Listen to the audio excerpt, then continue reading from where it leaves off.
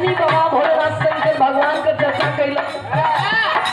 देखिए पंचों कोनो दुल्ही अपना सैया से बड़ा जिद कैली। ए जी सुनो तनी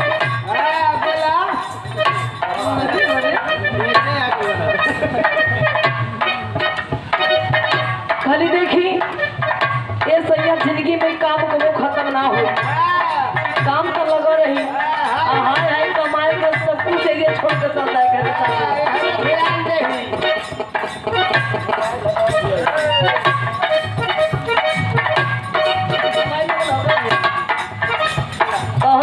खत्म हो जाता नहीं,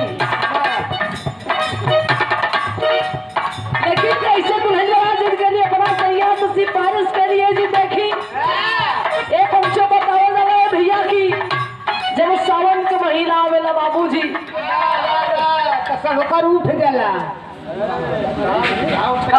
अरे कांवर हो ये बतिया खोल कर हम बोल सकेला पिटाई को करवाई दे जान जा ये तो ये भाई हुआ नहीं हो।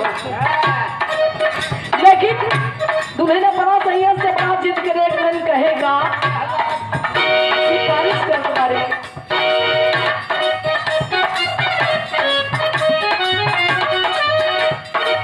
पर मुझसे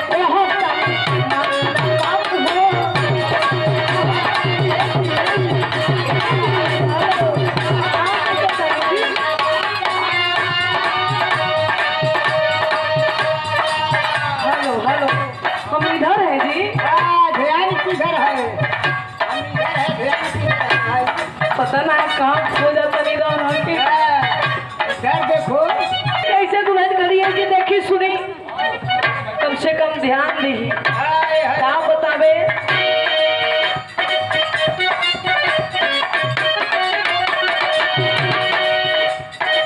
और वैसे